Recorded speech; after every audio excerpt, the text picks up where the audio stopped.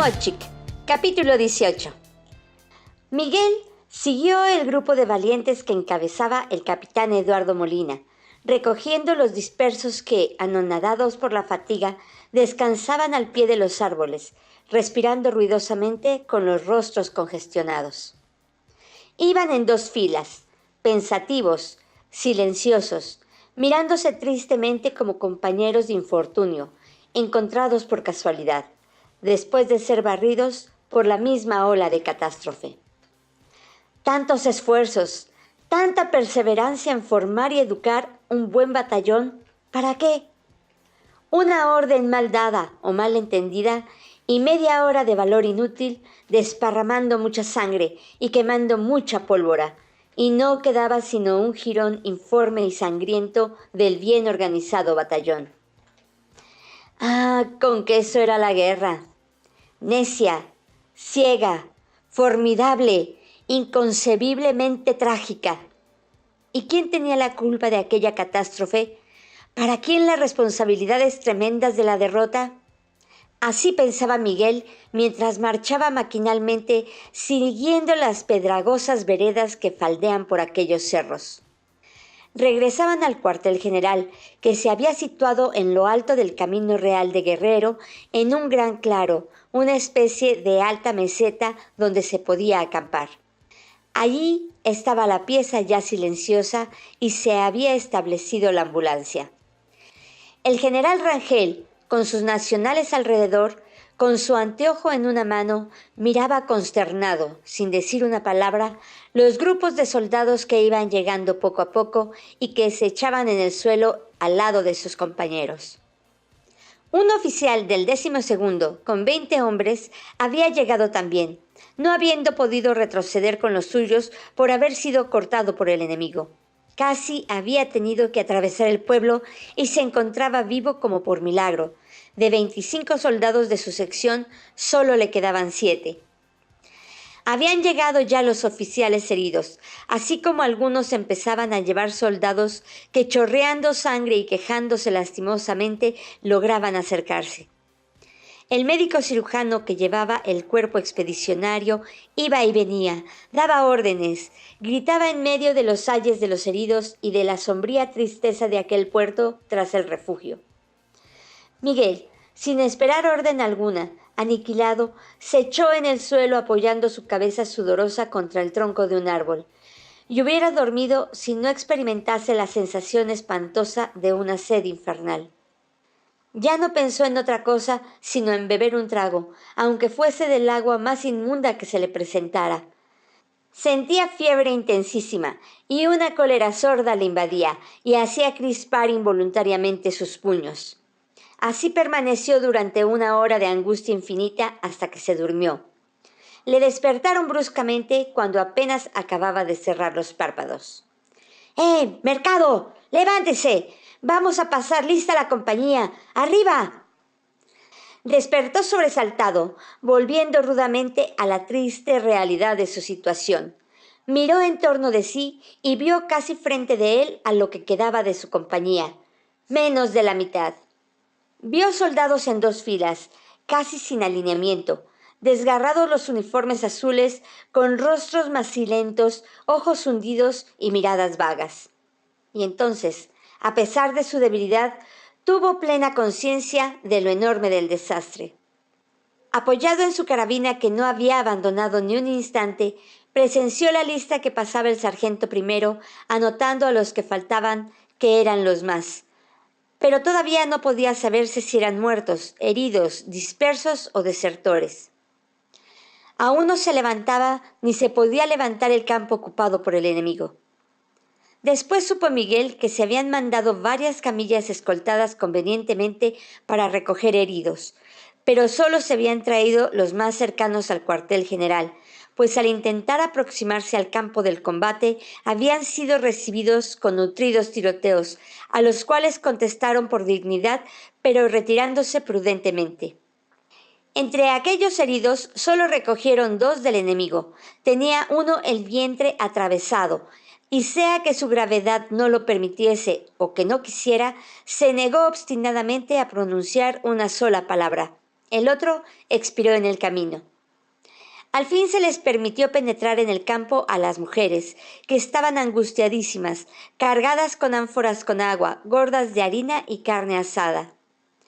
Levantóse un gran murmullo compuesto de gritos de alegría y de dolor, sollozos y juramentos, y disputas por un trago de agua. ¡Agua! ¡Agua! Miguel vio el agua y se precipitó sobre una vieja desarrapada que se defendía de un grupo de soldados que le pedían una poca, suplicantes unos y amenazadores los otros. ¡Oh, felicidad! Llevaba una ánfora llena y apartándolos con todas sus fuerzas, aulló desaforadamente. ¡Ábranse! ¡Ábranse! ¿Qué canasto sucede? ¡Un peso por la ánfora! ¡Mira, aquí está! Y le enseñó 4 billetitos de a peseta. ¡Ay, mi subteniente! Es para mi viejo que viene muy malo. No hizo caso y se la arrebató ferozmente dándole los papeles. Soltó entonces la carabina que llevaba en la mano, apoyando la culata en el suelo, con el cañón contra sus piernas, y tembloroso, y agarrando el ánfora con las 2 manos, echó la cabeza hacia atrás y bebió ansiosamente, y la hubiera vaciado si una mano vigorosa no le hubiese tomado por el asiento, impidiéndole beber. «¡Hombre, mercado! Déjame una poca, te va a hacer daño». Era Castorena. Miguel, satisfecha su sed, le dio el resto del agua, que éste sorbió en un enorme trago, y como la vieja había desaparecido y llamaban a formar, arrojó a lo lejos el ánfora que rebotó ruidosamente entre las piedras. La fuerza que quedaba del noveno debía dar un puesto avanzado de observación sobre el camino real que bajaba a Tomochic. Una gran guardia y un número de parejas suficientes para rodear el campamento, protegiéndolo en la noche contra la sorpresa. A los oficiales francos se les nombraron rondines de 1 hora en la noche, a partir de las 6. Se dio también una escolta para la pieza y otra para el parque. Mientras tanto, los nacionales destrozaban una res y se repartían harina. Ya era necesario, pues hacía 24 horas que no se daban provisiones.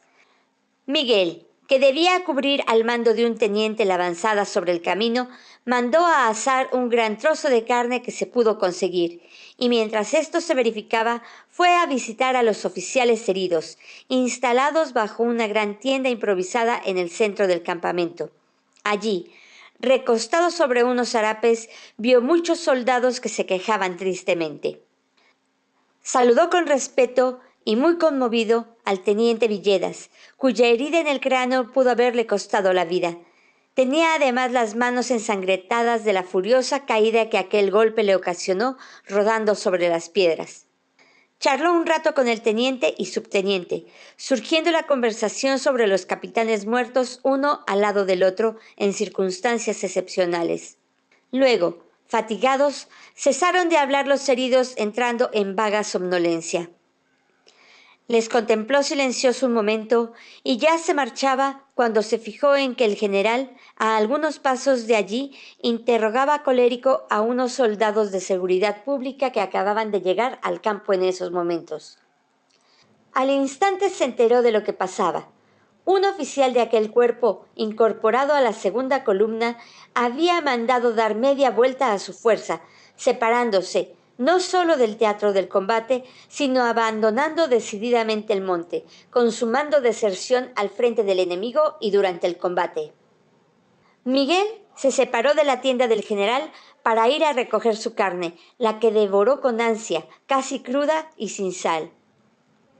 Y volvió después a atormentarle vivamente la sed, pero tuvo que soportarla, y fue a ver la fuerza que debía cubrir el punto. Después, con el teniente a la cabeza, desfilaron por el camino real hasta llegar a un lugar donde éste descendía bruscamente. A un lado, sobre un gran montón de piedras, había una cruz de madera. Fueron allí apostados 3 centinelas al frente. Oscurecía tras una tarde sin crepúsculo y principiaba una noche fría y profundamente negra. Allá, en lo alto del monte, en la meseta del campamento, se veían brillar las fogatas como rojas estrellas, mientras al frente alzaban gigantescos sus masas como nubes negras los cerros erizados de rocas y de pinos. Subieron el montículo sobre el que estaban las piedras que servían de pedestal a la cruz y desde allí, en la semioscuridad de la tarde agonizante, contemplaron el vasto anfiteatro que forma el valle de Tomochic. Ni una luz en el pueblo que se adivinaba en el fondo, nada que pudiera indicar la vida en aquel hueco, en aquel nido de águila colosal, en plena Sierra Madre. El teniente, sin pronunciar una palabra, cansado de aquella terrible jornada, se sentó al pie de un árbol y al poco rato principió a dormitar. No obstante, los esfuerzos que hacía por abrir los párpados que se obstinaban en cerrarse. Miguel, a su lado, apoyó la cabeza contra el tronco del enorme pino. Abandonó la carabina entre sus piernas doloridas. Aflojó un poco la canana que le ceñía sobre el capote la cintura y con los brazos cruzados y los ojos abiertos en la sombra, meditó. Con que ya se encontraba frente al enemigo después de sangriento combate y tras no imaginada derrota. Con que allí, perdido en el fondo de la sierra, a muchos centenares de leguas de su hogar querido, había encontrado como siempre, tras todos sus ensueños y ambiciones, la decepción de la amarga realidad. Desvanecidos todos los ideales románticos de su vida, ni siquiera quedaba en pie la poesía elevada y grandiosa de la guerra como la comprendía, como la había leído, grande, noble, heroica, épica. No. Aquello que había pasado no era ni una sombra, ni una parodia, no ya de los combates clásicos de la antigüedad, ni de las batallas legendarias de Europa, pero ni siquiera de las habidas recientemente en las revoluciones que ensangrentaron la patria.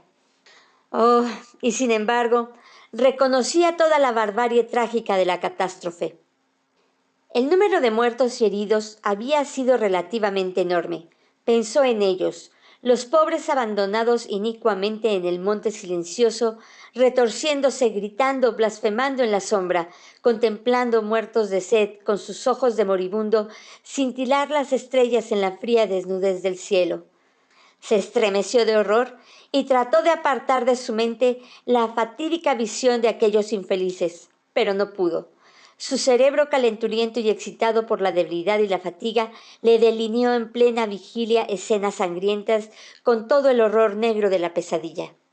Formósele un nudo en la garganta y tuvo miedo.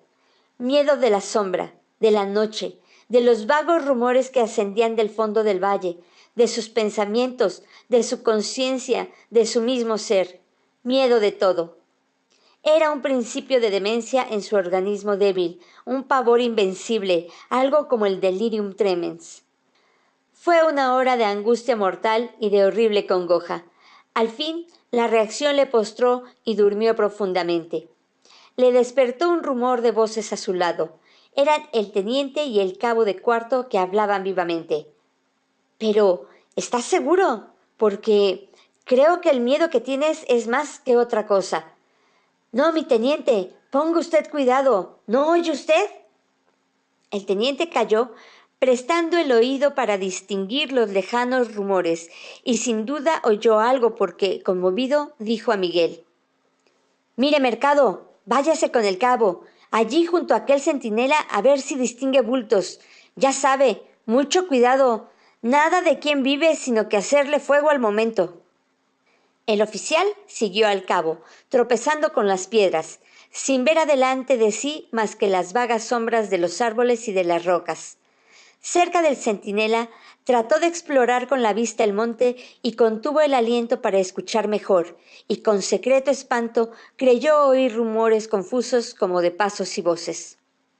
Cerca de 10 minutos permaneció allí, inmóvil, con los ojos fijos en las tinieblas, temblando involuntariamente a medida que aquel vago ruido aumentaba y se precisaba.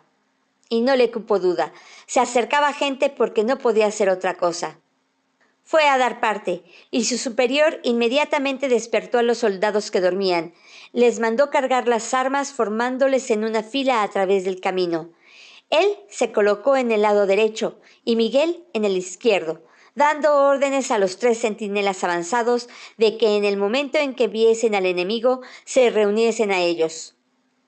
Todos de pie, temblorosos, esperando con angustia en medio de las tinieblas el ataque nocturno de aquel enemigo audaz que revestía en esos instantes a sus ojos formas titánicas, permanecieron mirando hacia atrás como para buscar el camino de la retirada. De pronto se precisó de tal manera el ruido de los que se acercaban que se reconocieron perfectamente toses, risas y palabras sueltas. Aquello era inaudito. Ni siquiera el honor les hacían de guardar silencio al aproximárseles. Tan seguros estaban de su triunfo que se acercaban riendo y charlando como si fueran a un paseo. ¡Apunten! ¡Apunten con cuidado! ¡Allí vienen! ¡Allí vienen! Todos apuntaron sin ver nada, nerviosísimos e inquietos. Algunas sombras aparecieron en la parte baja del camino. El teniente gritó: ¡Fuego! E hizo fuego con su carabina, oyéndose terriblemente en el inmenso silencio de la noche la dilatada detonación de una descarga cerrada. Inmediatamente levantóse una gritería espantosa en los que venían, que retrocedieron. ¡No tiren! ¡No tiren! ¡Somos de Guaymas, del coronel Torres! ¡Avance el coronel Torres o volvemos a hacer fuego! ¡Señor, viene a retaguardia de la columna! En aquel momento se oyó el toque consolador de atención parte y rancho, la contraseña de aquella columna, y ya se dejó avanzar a los recién llegados. Pues hasta aquí este capítulo. El día de mañana continuaremos con el capítulo 19 de esta novela, Tomochic, de Heriberto Frías. See you soon, my friends!